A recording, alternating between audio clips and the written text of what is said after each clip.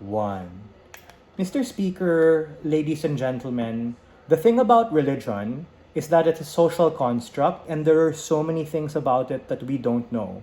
We don't know if God exists. And oh my gosh, even if there is one, we don't know which one of the 3,000 gods is the one we have here too. That is exactly the bogeyman metric and vagueness that we challenge the lens of the previous speaker's case, precisely because people are so different and people respond to this preaching or proselytization differently. Meaning, what might work for a conservative tita because she has the emotional compatibility to understand that bullshit, as opposed to someone who is maybe more liberal, who might even be a feminist, or oh my gosh, even if they're like queer, for instance, it's exactly where the church can make a judgment about these people and anchor that trauma in particularly harmful ways. My POI earlier was kind of important because, bro, what if that preacher guy says that it's your fault because you're sinning, right? Or, oh, you were wearing skimpy stuff and that in and of itself put you in that position because you're fucking Catholic. Or, oh my gosh, if they come from Hinduism, right? They might start making extrapolations that these experiences are your control now. But there's a reason it's also your fault because you were too nefarious in the afterlife, and as a consequence, this trauma happens to you. What am I pushing at? I'm pushing at that allowing preaching to happen to these individuals creates an anchor point on that trauma and the very vague nature of how preaching goes, which the previous speaker characterized, in and of itself make it questionable in terms of this is something that the state should do, especially if they also characterize that these things are inaccessible. Meaning, the point in which you spend more resources getting a pluralistic set of religions, cultures, and identities, because people come from all of these religions, is the point in which you make it less accessible to get treatment. The intuition pump here is simple.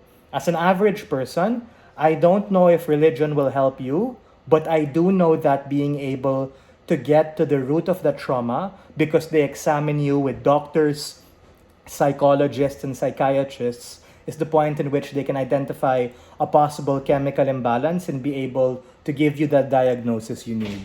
Make no mistake, right? The nature of trauma, especially given a diverse and complicated reality, is better left off to these particular specialists. And the point in which we forward this policy undermines the separation of the church and state and the institutions that we stand for, which make it ultimately more difficult for particular people to access mental health care services and even make it harder for them to understand their trauma. But sure, Cami, go ahead.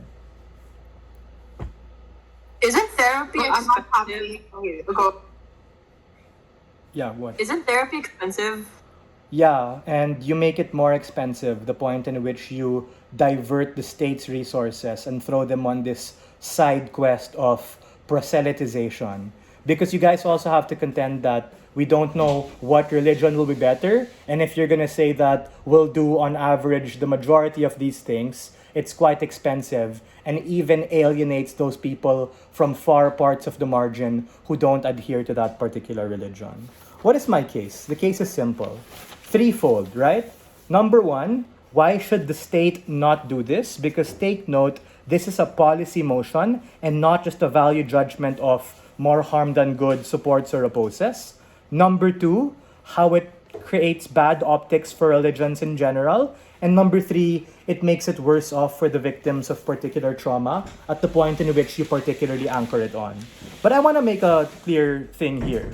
This debate is not about whether religion or preaching is good or bad. This debate is not about whether mental health care services come before or after religion. But uniquely, this debate is about secularism and the extent of that. Because we have the separation of church and state and status quo for obvious reasons, for reasons that there are certain things that the state should do in a secular or liberal way to cater to more people, and there are certain things that the church should do.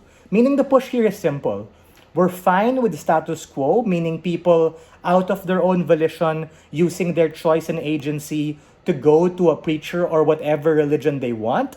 But the point in which that's reversed, or when you start ascribing a certain sense of what that should look like on the state, and this is the burden push on Gov for them to explain, like, what religion will they choose? Why is that the justification? Why should the state do that? And how those particularly help people is the point in which you have to make a particular clear compromise. Meaning, because of how things work, these are going to operate very differently in different parts of the world and can even lead to more radicalization for people who experience trauma.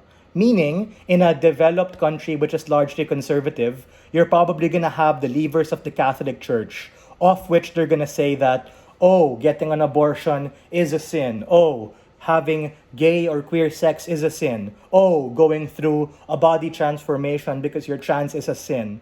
All of these things which might be the reason for your trauma. Because getting an abortion is no joke. Having a gender reconstruction or surgery is no joke. And even grappling with your own identity at a point in which you experience abuse and cognitive dissonance because what you were taught and what you were ingrained with in a conservative society was different from that particular religion. And the point in which you have those very people who might even be the reason for your trauma coming to you and doubling down on why these things are your fault and why these things are within your control makes it very more difficult for you to be able to move past the trauma at the point in which the reason they're proselytizing to you is for that trauma. Meaning, contrary to popular belief, things can get worse and the road to hell is paved with good intention.